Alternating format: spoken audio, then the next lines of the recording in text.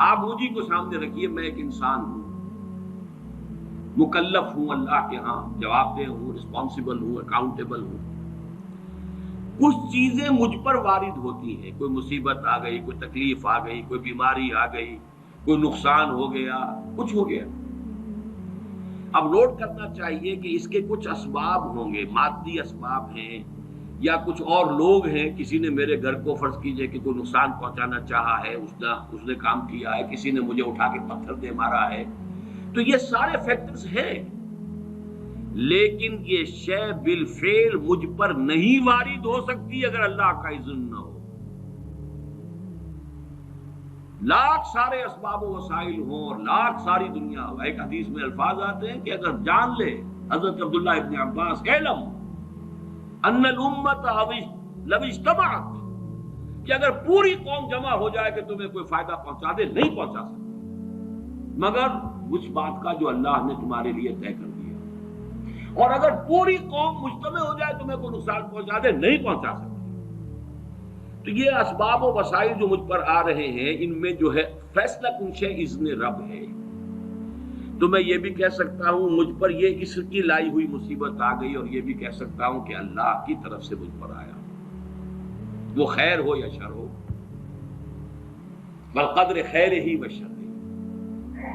بھلائی کسی نے کرنی چاہیے، اس کا مجھے احسان ماننا چاہیے، اس کا مجھے شکریہ ادا کرنا چاہیے، کوئی بدلہ دے سکتا ہوں تو دینا چاہیے، یہ دنیا کا معاملہ ہوگا۔ اسی طرح کسی نے مجھے نقصان پہنچایا، میں قصاص لے سکتا ہوں، قانونی طور پر مجھے اس کا حق حاصل ہے، لیکن یہ جان لیجئے کہ یہ اچھائی یا بھلائی مجھ تک نہیں آ سکتی تھی بغیر اذن رب۔ تو اذن رب شامل ہو گیا نا، تو میں اس کو شامل کر رہا ہوں، والقدر خیر ہی و شر ہی من اللہ تعالی۔ دوسری طرف میں کچھ کام کرنا چاہتا ہوں، اچھا یا برا جو بھی ہے، یا کوئی میرا منصوبہ ہے بہت بڑا، اب اس میں ایک تو میرا ارادہ ہے جو میرے اندر سے نکلا، ہزارہا عناصر ہوں گے کہ جو اس کے اندر انوالوڈ ہوں گے، بہت سے مادی وسائل اس کے لیے درکار ہوں گے،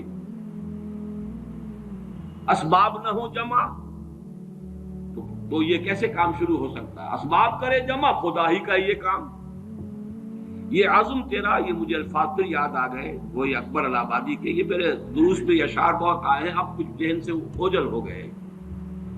یہ عزم تیرا سعی سے دمساز ہو کیوں کر، عزم تو ہے، عمل کیسے ہو؟ اسباب نہ ہو جمع تو آغاز ہو کیوں کر، اسباب کرے جمع، خدا ہی کا ہے یہ کام، طالب ہو تو خدا سے، تو دعا ہی کا ہے یہ کام۔ یہاں پر بھی ایک فیکٹر ابھی اکبر الہ آبادی کی نگاہ سے بھی اوجل ہے۔ دیکھیے میرا ایک عزم ہے، میرا ایک ارادہ ہے، اس کے لیے کوئی مادی وسائل، کچھ لوگوں کا تعاون درکار ہے، وہ بھی اللہ کے کنٹرول میں ہے، اللہ چاہے گا تو آئے گا۔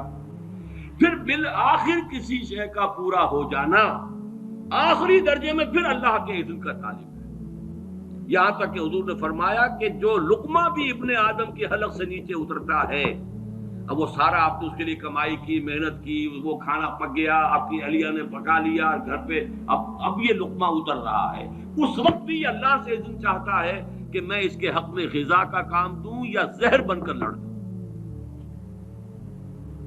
لہذا میں یہ بھی کہہ سکتا ہوں کہ یہ کام اس طرح ہو گیا، میرے کرنے سے ہو گیا، ان اسباب سے ہو گیا، ان مددگاروں کی مدد سے ہو گیا، اور یہ بھی کہہ سکتا ہوں کہ یہ کام میں نے نہیں کیا، اللہ نے کیا۔ صرف جو ہمیں تلقین کی گئی ہے وہ یہ ہے، خیر وجود میں آ جائے تو اسے اللہ کی طرف منسوب کرو۔ الحمدللہ الذی ہدانا لہذا وما کنا لنہتدی لولا ان ہدانا اللہ، کل حمد، کل شکر، کل تعریف اس اللہ کی جس نے ہمیں ہدایت عطا فرمائی۔ ہم ہرگز ہدایت نہ پا سکتے اگر اللہ ہمیں ہدایت نہ دے۔ غلطی ہو جائے تو اسے اپنی جانب منسوب کرو، ربنا ظلمنا انفسنا وان لم تغفر لنا وترحمنا لنکونن من الخاسرین۔ شیطنت اس کے برعکس ہے، خیر ہے تو میری، میں نے کی، اور شر ہے تو اللہ تو نے کروایا۔ فبما اغویتنی، اے اللہ تو نے جو مجھے اغوا کیا ہے، تو اب میں ثابت کر کے رہوں گا کہ یہ آدم اس اکرام و تکریم کا مستحق نہیں تھا جو تو نے اس کو عطا کر دی۔ یہ ہے شیطنت، شیطانیت، اور وہ ہے آدمیت۔